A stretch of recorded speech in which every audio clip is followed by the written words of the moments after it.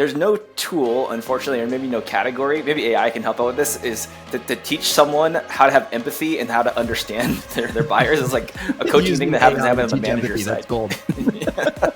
AI will get there, I'm sure, or just do it for us. I don't know. My AI will talk to your AI with empathy. Here's what go-to-market teams are missing. Proof.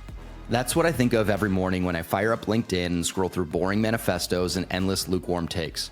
Opinions are cheap and proof is gold. I'm Mark Huber and this is The Proof Point, a show from User Evidence that helps go-to-market teams find ideas, get frameworks, and swap tactics. Each episode includes an unfiltered discussion with the biggest names in B2B SaaS to help find the proof points that I'm in search of.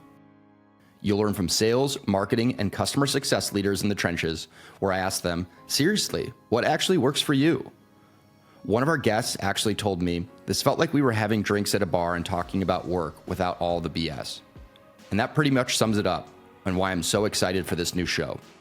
Join us every other week for new episodes. Hot takes, always welcome. Who gets sick in the summertime? This guy. I'm on day 3 of strep throat, but the show's got to go on. On today's episode of The Proof Point, we're talking about the future of go-to-market from 3 different perspectives. First up, we had that guy on who's always talking about dinosaurs on LinkedIn. Well, turns out he's really smart, and he's actually the CEO of a company called Comstor, Mac Redden. Next up, one of my personal favorites and somebody I'm very fortunate who have gotten to get to know and work closely with over the years, Natalie Marcotulio. She's the head of growth at Novatic, and they are leading the buyer-led movement over there with their interactive product demos. And last but definitely not least, Kevin White, the head of marketing at Common Room. They are all about signal-based go-to-market. This was a very interesting episode to record just because they're coming at it from 3 different perspectives, but they're also very similar perspectives once you get down to it. Hope you enjoy. So, Natalie, I got to ask, why do so many B2B companies just keep using the same go-to-market playbooks these days? Okay, I have 2 theories on this. I'm going to start with my first one. But first, I think it's all CRM's fault, and not to be that person who just blames Salesforce, but I think it's CRM stages specifically. So I think about the buying process and why it's so awkward and weird and not like a normal conversation. Because buying used to just be you're talking to someone, they would help you, you'd meet in person. And now it's like, okay, buyer, I'm going to ask you these 5 really awkward, weird questions. Checkbox, checkbox, checkbox. I can now move you to the next stage, which is how I'll get compensated. So this need to track everything has created a really inorganic, way too formal process. So I think about that a lot. I also think we just don't trust buyers. Before B2B software, it was hard to buy. It was complex. It wasn't like buying, B2C stuff. Now it is that simple, and everyone buys software now. Everyone, the org has bought something. So I feel like in the past, we almost had to guide buyers through in a nice process, versus now that everyone has bought something, we're familiar. It's like now we should trust that they know how to do it versus feeling like we have to perfectly guide them through this weird stages in our CRM. I feel like that staging side of things as well is the whole funnel that was created probably by Marketo and HubSpot, who have their own vested interests of okay, we're going to set these benchmarks. We're going to educate the market. And this is the way to do things. And that was 15 years ago. And then fast forward to today, the buying journey is completely different. But we're still set in those same ways of how we're training. So it's every marketer at least is thinking okay, needs to be a inquiry, then an MQL, then all these things that are legacy and not really thinking from first principles. So I feel that the vendor interest in training and educating the market has tainted us a little bit in terms of how we should be running our go-to-market strategies and approach. We should just maybe rethink things a little bit. I think I've heard that Bant is 15 years old and Oracle created it. And it's probably just older, no? Yeah. I could be totally off. I've heard it's so old. It's just crazy to think every brand new college SDR hire is trained on this thing. Someone at Oracle created 15 years ago. Just to be it's a good marketing and we all know strategy. Nothing has changed in 15 years, right? It's exactly the same world that we live in right now. I love that. So I'm pumped about this because we're going to talk about the future of go-to-market from each of your, I would say, very different perspectives. But before we get into the fun part, I have a really basic question, but there's a reason why I'm asking this. I would love for each of you to just tell me how you define go-to-market, because B2B marketers love to come up with new acronyms and definitions and use them interchangeably. Should I take a crack at it? I can go first. Let's do it. Okay. I actually kind of think of it as very simple terms of okay, if you think about EPD, engineering product design, as the let's just call it like do the restaurant analogy. Like they're the back of house. Front of house would be GTM, which is the rest of the org essentially. Or the way I think about it is like it's all of pipe and revenue generating teams, which is typically obviously like sales and then sales development and then operations around that sales and sales development and then marketing operations as well. Marketing is included in there. And then like the expansion motion is customer success. And then the other wild card that I think Mac and I probably would define as go to market is the community side of things, which is where we started. And that usually community, unless it's like really square within like DevRel, is typically part of the go-to-market org. So I feel like that whole umbrella of pillars to me is what people mean or what they should mean when they say go-to-market, not just sales or not just one thing. It's like that whole big thing. I guess that leaves like HR and finance maybe out of the picture a little bit. So maybe I would include those two. I don't know. I'm curious what other people think too. Yeah, I would say like you really only have three functions in an org, right? You either build the thing that gets sold, you sell the thing that gets sold, or you support the other two functions. That's all you do, right? And go to market is that middle one. It's the act of bringing the thing you've built to the market. Hence, you are going to the market. So whether it's marketing it, selling it, supporting it, anything that's contributing to the product being bought is go to market. That's basically what I was going to say. Sales, marketing, CS. And I think also has come into this term to mean like, how do we get those things to work together? Like, I feel like go-to-market motion has come to be like, oh, let's all steer the ship in the same direction versus like sales going after this ICP, marketing over here, and CS doing something differently. I love it. So historically, like who has owned go-to-market? Is there a clear owner?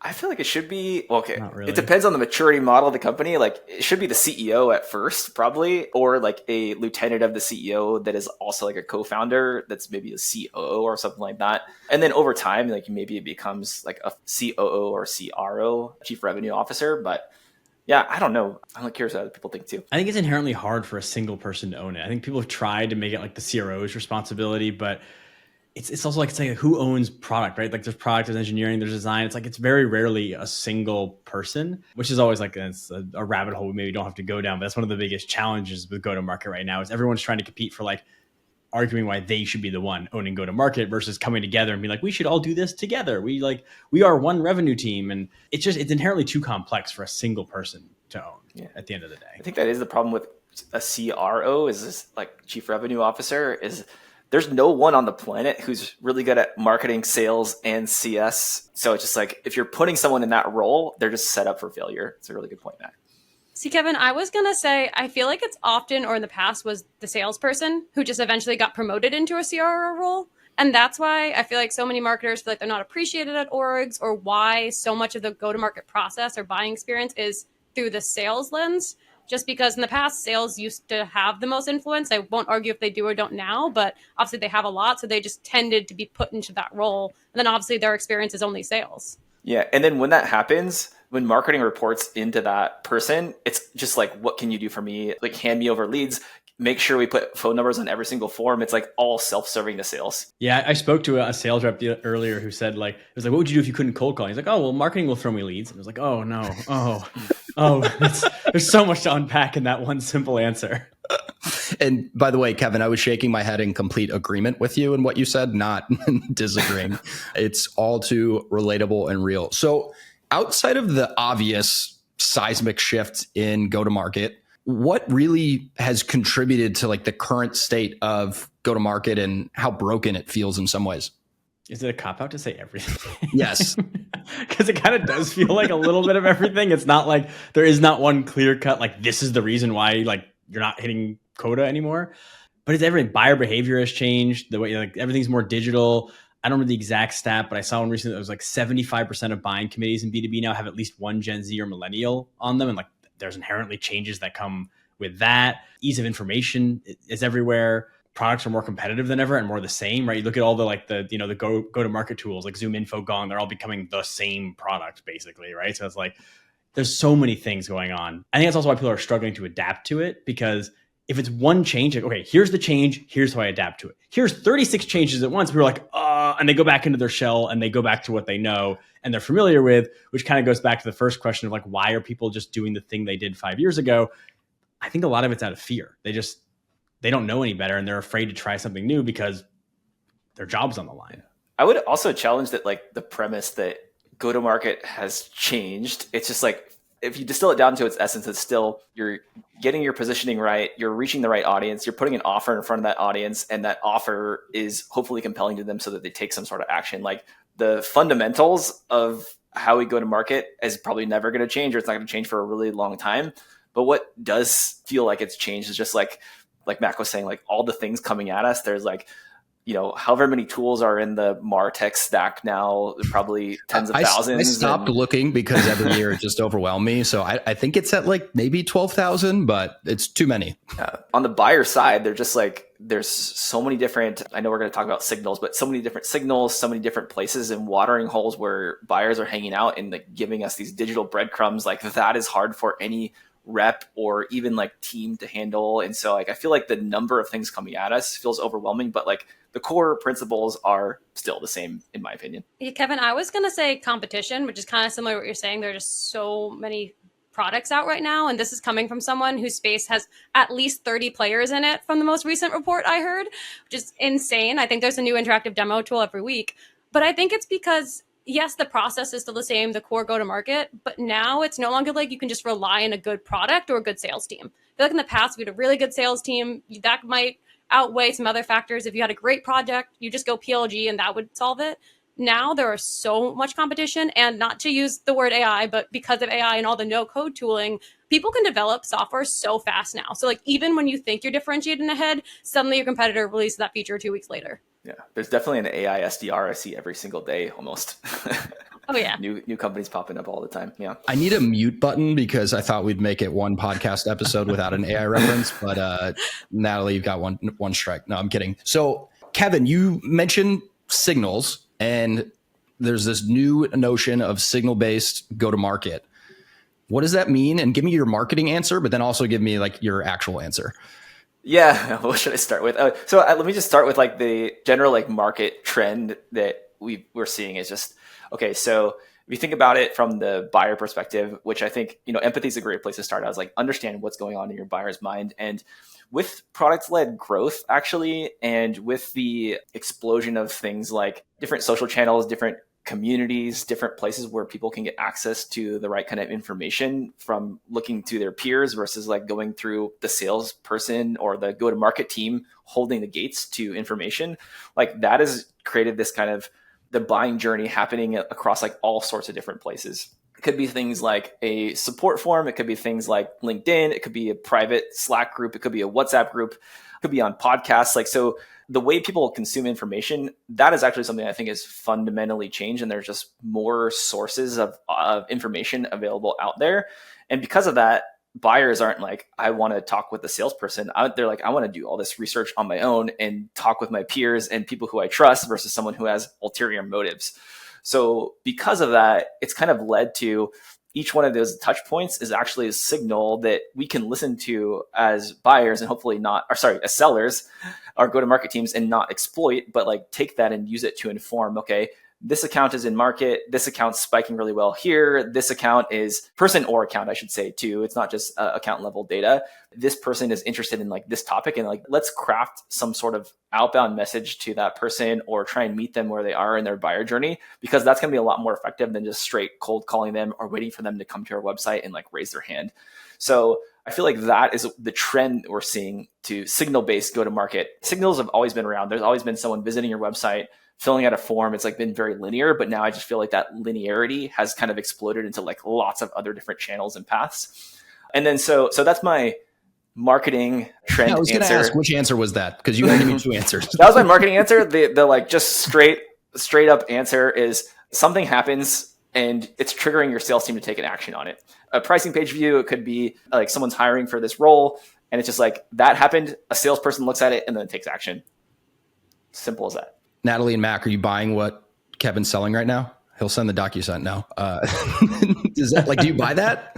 It's true. Like the act of the signals is all true. I think the problem is a lot of sales teams misuse it or misinterpret it, and they take it as like, they're like, oh, intent. That means intent to buy. And it's like, okay, but that could be intent to learn, intent to be curious. Like, there's like explosion right now of like, someone visited your website, sell to them right now. And it's like, you added me on LinkedIn, so I was curious what your company did. Like, I'm not a buyer. I'm a human. I'm innately curious, and I poke around. Now LinkedIn is launching a thing where you can like if you pay for a premium company page shortly, you'll be able to like get intent signals when someone visits your company page.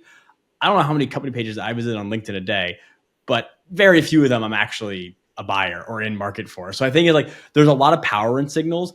I think a lot of the challenge is teaching sales teams that like not every signal is like deal, go, go, go, go, go, because that seems to be how they're treating them very often, at least in my experience. Yeah, totally. There's no tool, unfortunately, or maybe no category. Maybe AI can help out with this. Is to teach someone how to have empathy and how to understand their buyers. Is like a coaching thing that happens on the manager side. That's gold. AI will get there, I'm sure, or just do it for us. I don't know. My AI will talk to your AI with empathy. Unbelievable. So give away some of the cheat codes that you all are using right now. I mean, are there specific signals that you've had better luck with?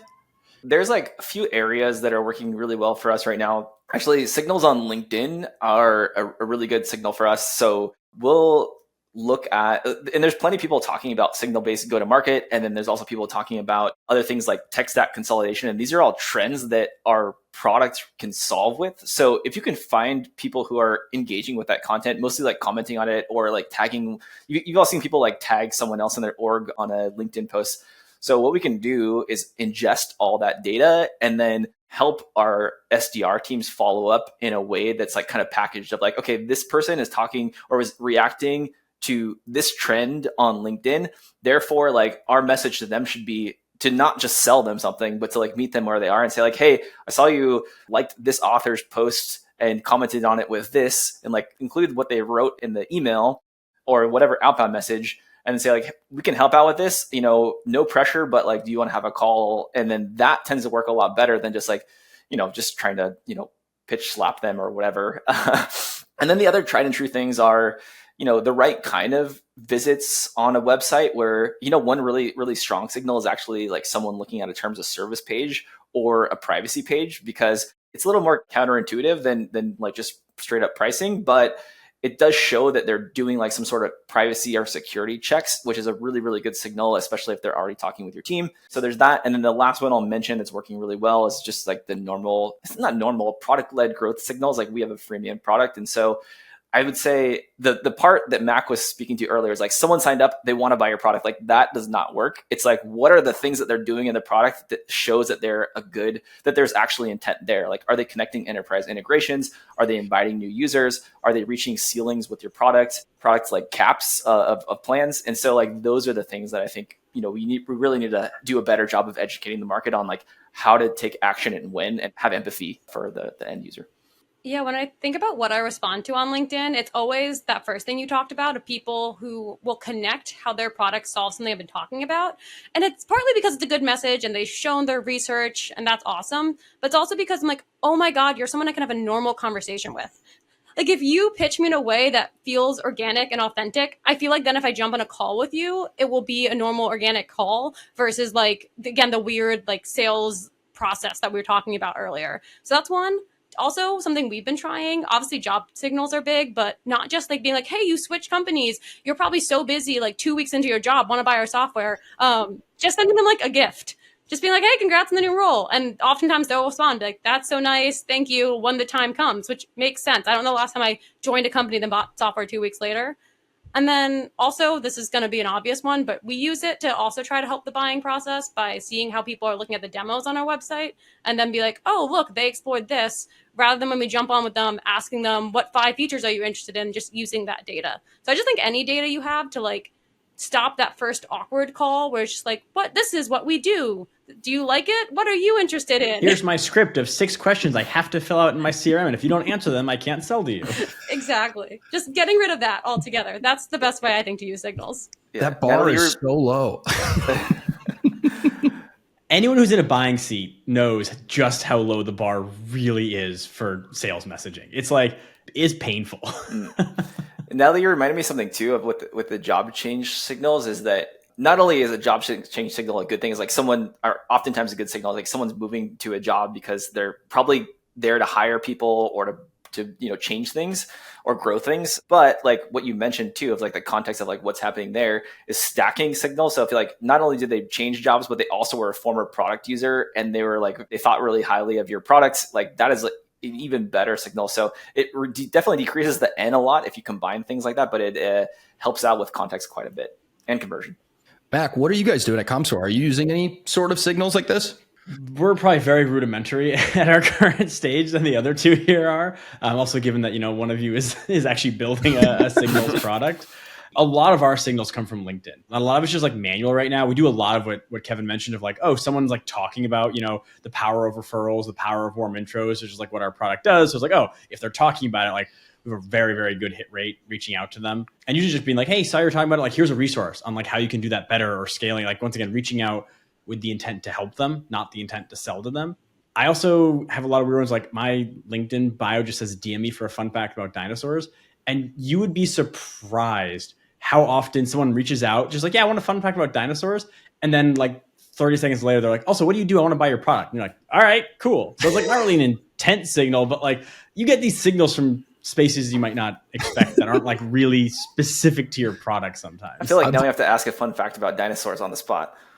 Yeah, you better have one prepared. So, Mac, while you're thinking of the response, I already got like 7. Well, all right. So I have another follow-up question, but I've always wondered, like, do people actually take you up on that and ask for a fun fact? Oh, like 10 to 15 a day. Do you just have this answer Kevin's first, and then I've got like 2 or 3 follow-up questions. One I've been liking recently is, so everyone knows the T-Rex, little arms, big head, right? But it actually had a lesser known cousin that less people know that had even stubbier arms. And when you see a photo of it, you're like, that's fake. Like they found the wrong arms and attached it to the wrong skeleton, but it's called the Carnotaurus. It looks like a T-Rex with like hands, not even arms. And it was found in like Argentina, or like what modern day Argentina is. The other cool thing about it is scientists think it could have run like 45 miles per hour. So it looks derpy, but I still wouldn't want to meet one. It's like a 12-ton T-Rex with no arms charging at you. Oh my God. All right. Now my question or questions. Do you find new facts? Do you have like your 10 go-tos and you recycle them? How often are you finding new ones? Hit me. I tend to have like 2 or 3 that are in rotation in a given time. And then I'll feel like, I've used this one too much and I'll move on to another one.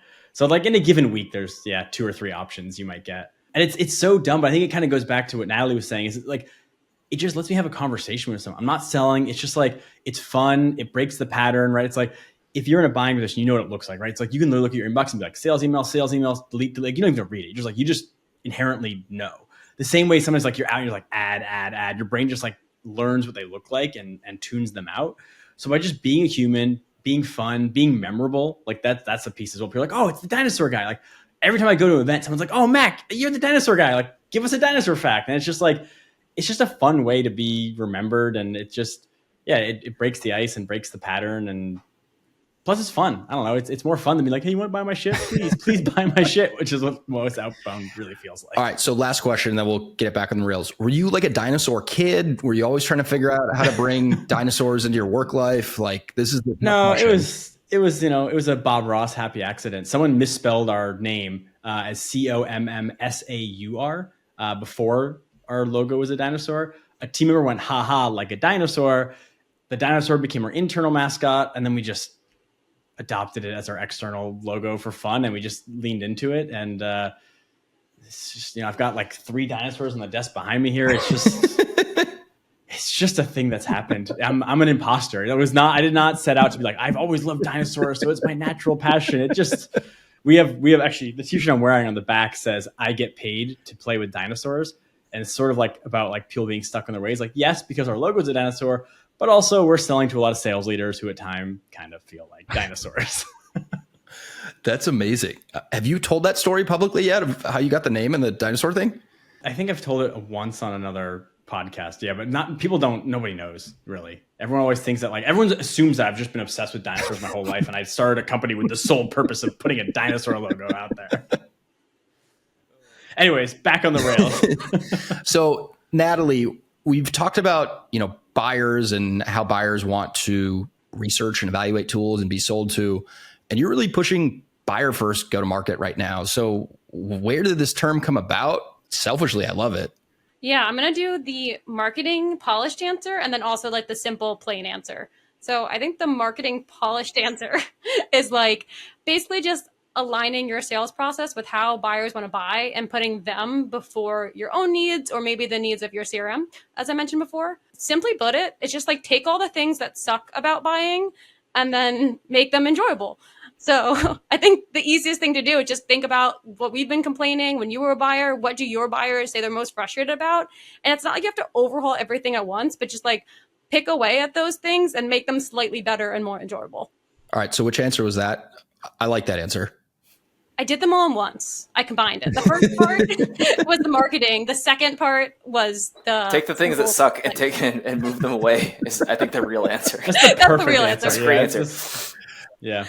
I mean, I feel like there's a little bit of this buyer first mentality in everything that your companies do. Is that fair to say? Yeah. Yes. I mean, that's how all selling should be done, right? I think sellers Keywords somewhere should. along the line.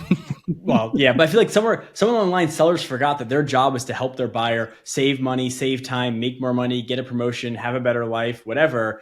And it's like, I always love the concept of like commission breath, which I'm sure you've all heard, right? It's like, I feel like most sellers that you can smell that commission breath from miles away, where it's like, I'm here to close you. And if you're not going to close, fuck off, basically. Like that's what it feels like to be sold to. Yeah. Very I think the blame is on, I don't know if it's on us as an industry, but it's on a lot of the pressure to like, we got to hit this number, we got to do this thing. And then when you have those kind of pressures, you're essentially signaling to your sales team, like scorch the earth, do anything you can. Like we just got to get our pipeline and revenue numbers up. And if that means just burning through our entire total addressable market with spam, like do it, and I think we could be doing a lot better at the like coaching side of things. And it works better too. It's just, we got to like show that it works better. I don't know. It doesn't always happen quite as fast, I think, is the problem. Like people want results this month. They want it this quarter. And it's like, and these strategies might work this quarter or this month. But as you said, okay, 2 quarters go by, you've burned your entire market. Now what do you do? And people are like, I don't have an answer for that. I think that's so spot on. I think the challenge is just trying to balance short-term results and like long-term kind of success and value. And the things that take a little bit of time to get going are usually the ones that you want to invest in, but don't always show the short-term result. So I don't know. I'm feeling that in a lot of ways of what I'm trying to build here at User Evidence. So I can definitely relate to that. What are some of the things that you're doing to be buyer first at your companies? I can take a first stab at that because we just launched a whole report playbook around it. There are a few specific parts of the funnel. I think the website's big, make your messaging actually, like we were talking about marketing versus simple, make it simple, actually explain what you do. Don't try to hide it. Show off your product more, actually let people understand it. Show pricing. Those are obvious ones. Make it easier to try the product or get in touch with the sales rep. But I think when I say all that, like those are all the options. It seems overwhelming. I really say the simplest thing is just go find that point in your funnel where both from like qualitative and quantitative data, it's just like a huge drop off and just figure out. And I guess this is the need for the awkward funnel stages. So I guess there is a purpose to it, but just go like interview, do win-loss research, interview buyers and just be like, what particularly about that was awkward or weird or bad? Maybe don't use that language if you're more formal, but it's not like one thing or specifically like 5 things you need to do. It's more just how your buyers want to buy. Because also every industry is different. I love saying, put pricing on your website, but maybe for your industry, they don't care about as much, but they really care about really obvious terms of service or security on your website. So I would, rather than telling you, I would just ask your buyers. Yeah, exactly. I feel like it's going to say a really obvious thing. It's to be more customer centric is to talk with customers and understand what's going on with your customers. I feel like that's kind of like the cheat code for all of go-to-market is to actually go out there and talk to people, and you'll just find out so much information about, what they think about your product, what they think about your features, how things can be better, what's going on in their mind, like why they decided to like look into a solution. Like if you just talk to people, you'll get so much information, and that helps guide the right approach to go to market and to be customer centric or buyer centric. Yeah. So that's like my cheat code for all of marketing and positioning and messaging. You just talk to your customers and ask them about what's going on in their world. So unplanned question, but related to this, have any of you done or recently done loss interviews? We just did a product market fit survey, and sometimes you see like the the not disappointed. I'm not disappointed if I couldn't use your product anymore. Those are the crushing, but it's not really a loss. So I just did a loss interview project at User Evidence. It was the first time that I've ever done one. Usually what I've done and thought that it was a good way of doing it was just go into the CRM, look at all of the loss reasons that sellers, and I side with them on this, aimlessly clicked to get all of the required fields out of the way so that they could mark a opportunity as closed lost. It was super interesting. We did, I think it was 10 or 11 interviews. We used a company called Goldpan. They were great. And it came out to like about $1,000 an interview. And even after doing just 10-ish of those, I mean, you get some really good qualitative findings that you can't get when you're trying to run a few Excel formulas and compare all of the answers from your sales reps. I don't know. I had always thought about doing it, but it was super interesting to relay back to our sales team. What was like one thing that you got from that was surprising? There was, I'd say the most surprising part was what they thought that they were going to see or hear on the first call was different than what they actually saw or heard. So for us, then we zeroed in on like, all right, like what was the expectation and what are we actually doing on this first call? So we really went into it trying to increase the conversion rate from, for us, a stage 1 op, which is meeting held, to stage 2, and just making sure that we're setting and being clear with like what the expectations are of what people are going to get out of that call and what they're going to hear. I was going to say, I did a few before we did our recent website update or recent January, time flies. But I think what came out of that was also all these things we're talking about buyer and how they take a while and they're hard to measure. I think that's when you learn how things are working or not working. So for example, pricing. For us, we put our pricing page on our website like 2 years ago, I think at this point, 1.5 years. And in those interviews, that's when I heard people say like, and even if they didn't go with us, but they're like, oh, I liked you more up front, or I booked that meeting because I did see the pricing. And they referenced like some people who didn't have it. They're like, oh, I was scared that it'd be way too expensive. So I just didn't even look at them. When we didn't have pricing, we're like, oh, that's why people wouldn't book meetings with us. So win-loss is a great way to figure out if these buyer improvements are working or not. You're talking to somebody who's trying to do anything that he can to get pricing on our website right now. So any tricks that you have to pull on CEOs, Evan, I'm sorry if you're listening, please share them with me afterwards. So I think my favorite of these three is mostly because I don't know anything about it. Mac, GTM, apparently we weren't good with GTM. We had to use GTN. Like, what does GTN mean? I mean, first off, it's just because we're all obsessed with coming up with terms, right? It's like, it's sort of like if you're going to build a sales or a marketing tool, if you can't come up with a new term for it, did you really build a sales or a marketing tool? So I always say, like, I always do the asterisk, I don't give a shit what you call it. It's a mindset more than it's like a phrase. And it happens to be the phrase we picked.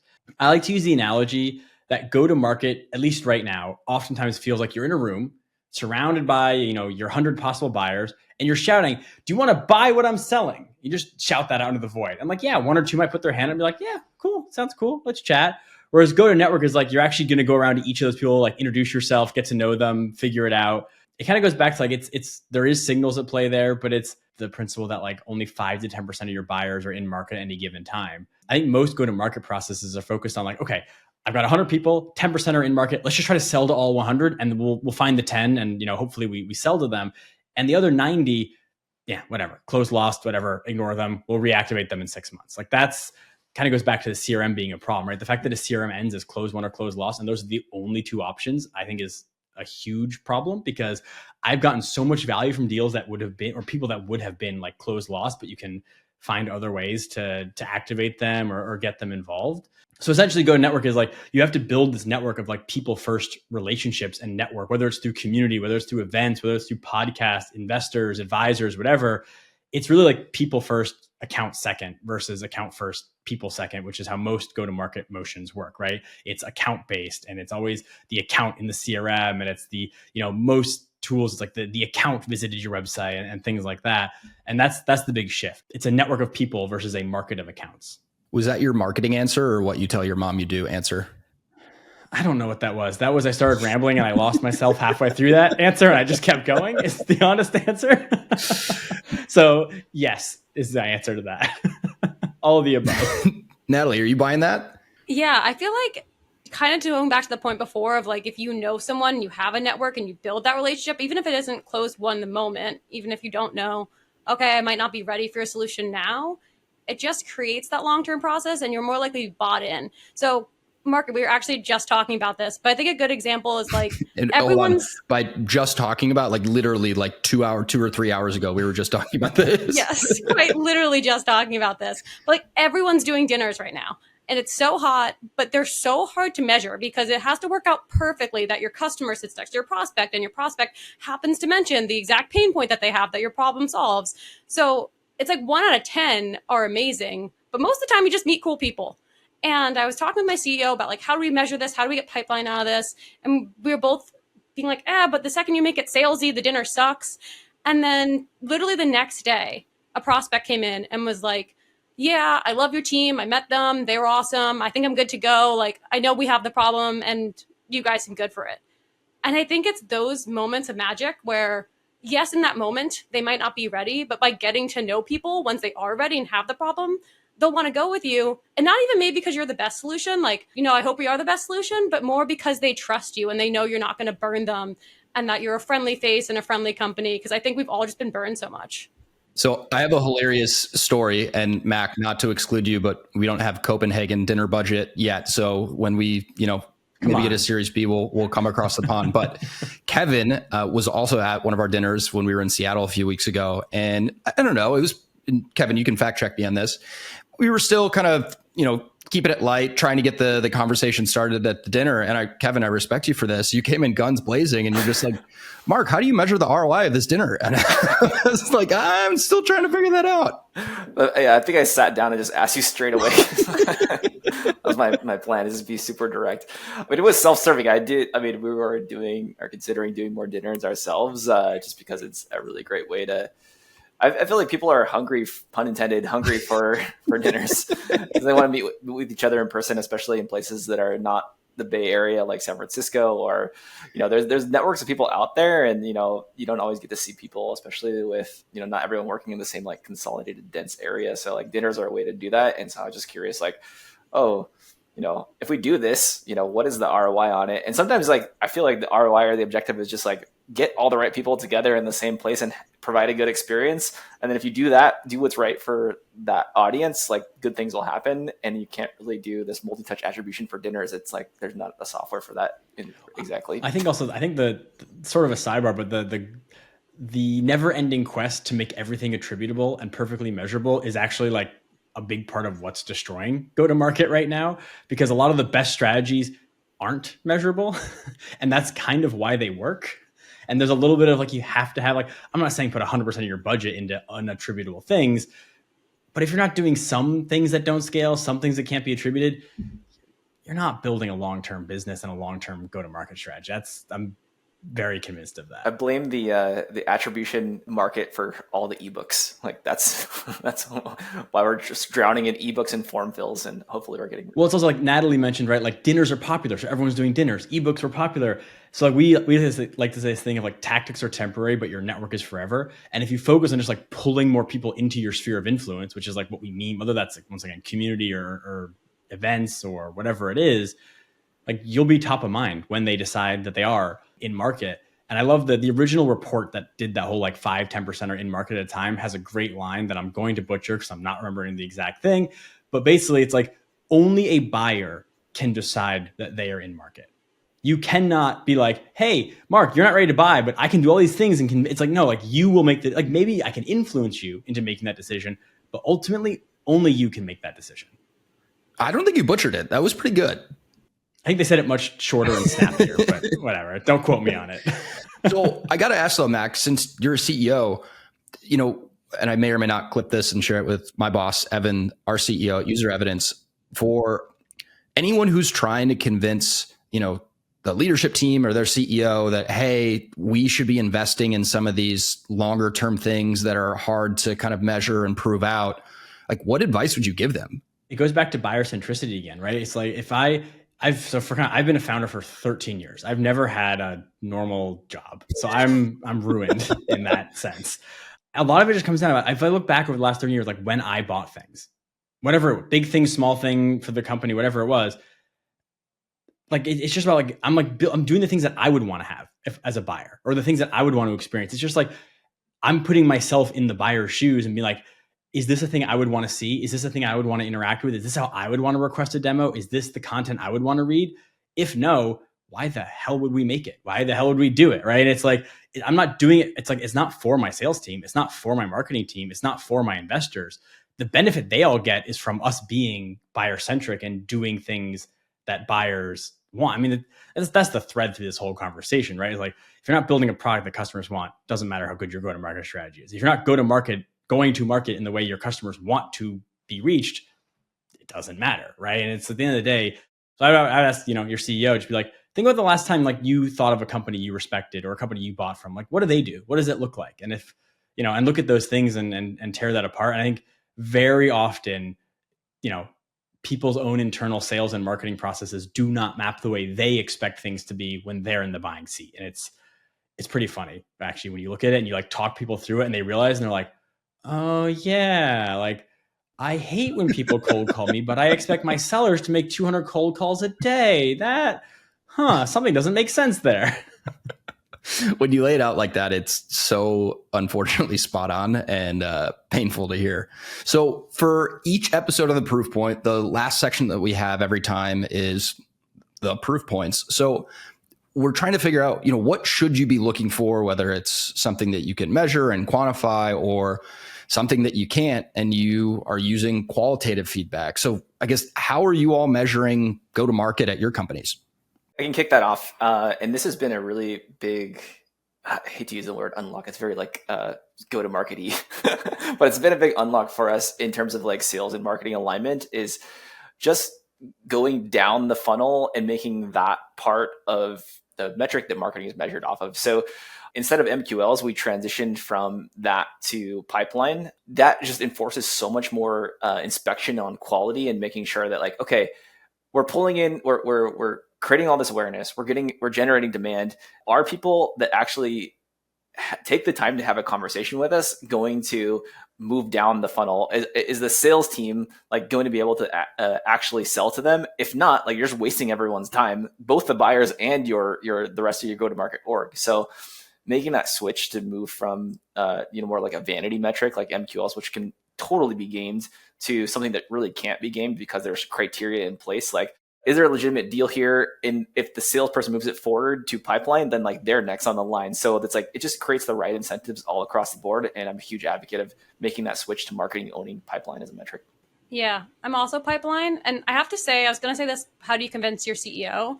When it's a new experiment, I try to just get like one deal from it and prove that deal is so much better than other deals. So for example, like this lead that came from the dinner, our head of sales was the one who talked to him and was like, this was one of my favorite leads ever. You get that, you can do what you want. Like if you get a salesperson to say, these are some of my favorite leads, it doesn't, like, you won. That's all you need. To prove that, I often say, look at like velocity and win rate. Because when you're experimenting with something new, you're not going to get a lot of deals. So if you just look at it from an MQL pipeline perspective, it looks like it failed. But if you look at those leads convert higher, do they move faster? Then oftentimes that's how you can prove like, yes, we might not be getting as many of these leads, but look, they're happier and healthier and sales likes them, and keeping sales happy is what everyone wants. If you use your sales team as a litmus test and be like, hey, I'm going to double MQLs, they'll be like go pound sand. And if you say, I'm going to like increase pipeline 30%, they'll be like, heck yeah, that's amazing. Like bring me more of that. So Mac, what are you doing? So we look at like, same stuff, pipeline growth, nothing revolutionary there, I think. But we also look at like network growth. So we're actually working on this thing we call like the NDR role, which is like, it's the evolution of the SDR, where instead of just trying to like book meetings, which is like what typically like, they're measured on. It's it's using signals and things. Say, okay, if they're in the 5-10%, yeah, let's try and book a meeting with them. If they're in the other 90%, how do we just get them engaged with our company? How do we get them to attend an event, listen to a podcast, engage with Mac on LinkedIn, join our community, subscribe to our newsletter? And that sort of metric, like I think balancing those two lets us look at the short and the long term at the same time, versus I think sometimes if it's pure pipeline or pure sales focused, you fall into that trap of like, well, we got a goal this quarter, so we got to do that goal. And if it's not contributing to that goal this quarter, I can't do it, which is also ironic given that most B2B sales processes are longer than a quarter. So I don't know how the thing you're doing this quarter is going to contribute to the activity this quarter anyways, but that's a different rabbit hole. And then we have sort of like an unwritten rule that 20% of our time and budget on go-to-marketing stuff specifically should go to I don't know, what some companies might consider dumb things or unmeasurable things or experiments. So we very intentionally make time to carve that out, because if you don't intentionally do that, it's never going to happen, right? Everyone always has ideas, but they're always afraid to be like, well, if I take 10% of my time to do this, I'm going to get in trouble because I'm not contributing to the other thing I was told to do. So we make space for those unmeasurable things.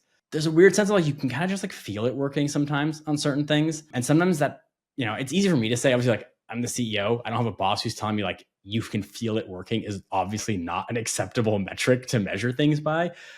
And 100% of your go-to-market strategy can't be that. But I do think like vibe-based marketing is a valid thing to put some of your budget towards.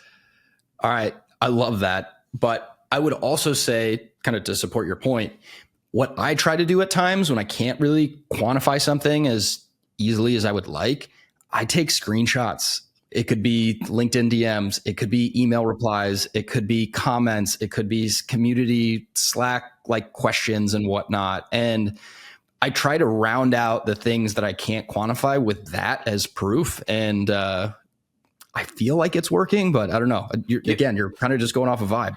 Mark, you hooked me up with one of those. I think you commented about our positioning when we changed our positioning, and I think that made it up to the board deck. It was like, Mark, see, I'm good. literally creating my board slides today, and I'm doing stuff like that. So yeah, there's something to be said. Like, you can't measure every single thing. You can't be pure numbers. No, you have to mix a little bit of the other bit stuff in there. We're all people, right? We are not yet. We're not AI robots that can just live on numbers. Like, there is a human element to what we're doing. All right. I have the last question that's totally unplanned. Thank you for all coming on. This was really fun. We should do another one. Mac, what's the next dinosaur fact that you have yet to use but have wanted to use somewhere? Oh, I actually am not prepared for that one. I just cycled through the facts recently. Okay, here's one that's actually related to the Carnotaurus to keep the thread going, but I haven't shared this one with people. So the Carnotaurus, when it was first discovered, the first skeleton of it was one of the first and only dinosaurs where actual brain tissue was discovered in the skeleton. And they destroyed it when they were excavating the skeleton. So we don't actually have any of it, unfortunately. But it's one of the only cases where they have found remnants of actual tissue and flesh versus just bone. Unbelievable. Well, that was, you'll have to work on the delivery of that. It's a good one. But thank you for the dinosaur facts. Thank you for coming on. This was a blast. And thanks to everybody who's listening.